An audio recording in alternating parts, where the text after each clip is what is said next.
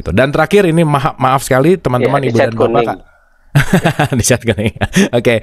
Terakhir kita terhubung sama Mas Adwin Singarimbun. Silakan Mas Adwin. Terima kasih, Kang Abu. Aduh, apa kabar Kang Diki? Udah lama. Iya, gendut daya nama. Lagi nggak banyak pikiran kalau gemuk. Oke. Iya. Jadi gini Kang, singkat aja sih sebetulnya. Karena saya kan kerjanya di urusan kebencanaan nih Kang. Saya tadi tertarik masalah peradaban masa lalu Kang. Di sini. Saya ingin bertanya Kang, ketika peradaban masa lalu bagaimana menyikapi bencana untuk memitigasi dan mencegah bencana itu Kang. Terus saya pun baca-baca yang ya di kitab itu para utusan itu yang saya tangkap gitu ya, itu lebih kepada hanya memberi peringatan tanpa mencegah adanya bencana. Nah itu mungkin Akang bisa cerita sedikit ya Kang, ketika peradaban masa lalu itu bagaimana sih sebetulnya gitu menyikapi bencana dalam untuk mencegah dan mitigasi, gitu aja Kang. Padat dan jelas.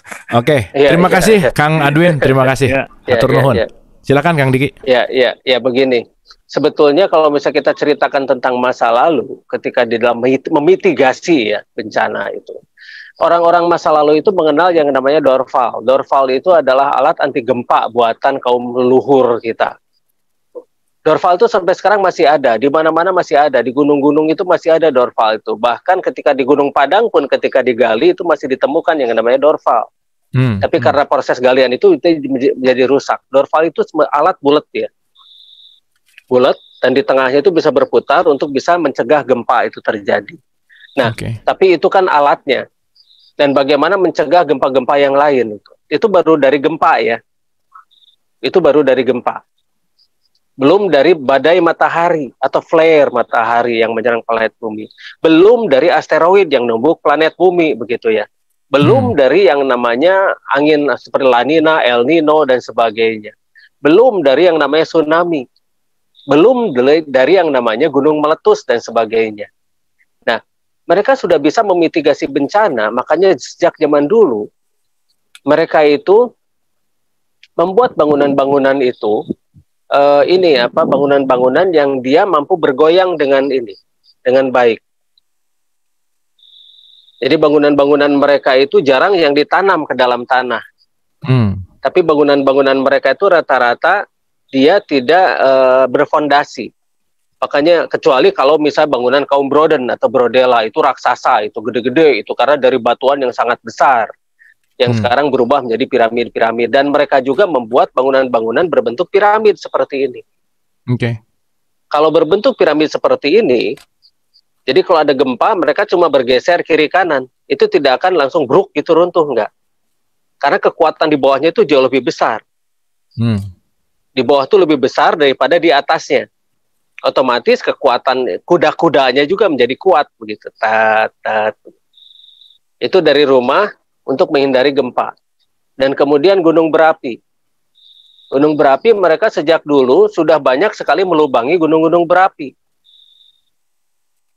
Jadi gunung berapi itu diliangan oleh mereka tuh pinggir-pinggirnya.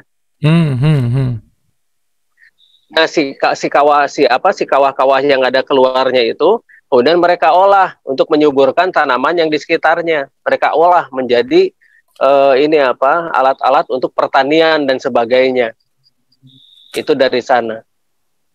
Nah, untuk flare matahari, mereka itu menghitung dari perhitungan kalender Origom. Nah, kapan matahari itu akan melidahkan flare-nya. Nah, itu mereka sudah ada perhitungan-perhitungannya. Dan mereka harus apa dan bagaimana mereka sudah, biasanya kalau untuk flare matahari, mereka pasrah. Kecuali, mataharinya itu dibenahi. Itu lain cerita. Itu lain cerita ya. Pembenahan itu ada satu kaum yang memang biasa mengurus itu, namanya kaum Etefaka. Itulah ceritanya panjang ya kalau itu ya. Karena saya harus bercerita tentang makhluk-makhluk yang di luar planet ini. Dan mungkin itu ada sesi khusus, nanti kita ngobrol soal itu. Saya bisa cerita banyak lah tentang itu, Mas. Kalau misalnya mau. Itu justru seru. Ya, Mau Kang? tapi Next ya. episode kan? Ya, next episode. Oke. Kita bicara tentang alien, karena manusia sendiri ada keturunan alien, karena Adam itu diturunkan kan ke planet ini ya. Iya. Surga itu di mana? Surganya Adam apakah sama dengan surga nanti setelah kematian? Wih, seru. Oke, Kang. Luar biasa. Ya. Nah, sebentar, dikit lagi Mangga, aja. mangga, Ini. mangga. Nah, itu kan tentang mitigasi nih.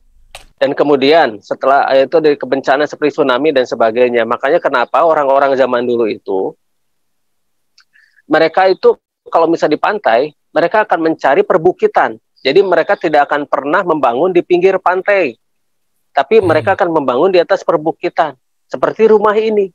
Pantainya itu di sana di bawah. Jadi kalau tsunami itu paling hanya sebatas kaki-kaki dari perbukitannya saja. Nah itu salah satu, salah dua, salah tiga contoh soal mitigasi bencana. Dan itu sebetulnya sudah ada diajarkan oleh para leluhur kita. Begitu. Tinggal bagaimana kita menconteknya sajalah sekarang. Nanti ngobrol aja langsung sama Mbak lah. Sama saya. Okay. Langsung aja. Nanti biar teknis-teknisnya dikasih tahu. biar langsung direct sama teknis gitu ya. Iya, langsung sama teknis, langsung cara bikinnya gimana, terus bagaimana merubah udara menjadi air dan sebagainya. Karena di tempat bencana kan susah air. Nah, kita nanti saya ajarkan cara merubah dari udara untuk menjadi air minum langsung bisa. Oke. Wah, luar biasa. Nanti sekalian kita bikin pelatihan, Kang. Buat khusus dialog positif, Kang. Oke, dan saya rasa teman-teman pada mau lah ya, mudah-mudahan. Dialog positif pelatihan.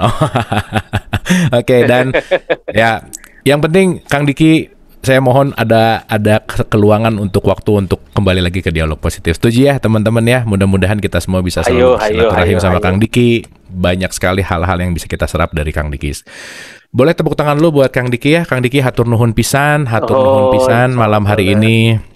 Banyak sekali insight, banyak sekali hal-hal yang wah asik lah, di dalam banyak yang tergugah. Dan tadi terima kasih Kang Diki atas bimbingan nafasnya. Terakhir Kang Diki seperti biasa final statement episode 144. Silakan Kang Diki. Ini move in untuk move on. Oke. Move in. Sudah itu aja. Move on. Cukup ya Kang ya. Kang Diki final statementnya simple tapi dalam terus ya. Move in tapi untuk move on. Hatur nuhun. Sekali lagi boleh tepuk tangan yang paling kencang buat Kang Diki di episode 140. Kang Diki nuhun. Jangan lupa ikan bakar di Candaka Bandung di Sarijadi di Antos Kang Diki. Oh gitu ya. atau nanti diambil ke Raja Mantri Kang Diki, tenang Kang Diki. Iya, pokoknya kalau tulang nawenya. Kang Diki nuhun pisan baktos kasadayana nuhun pisan.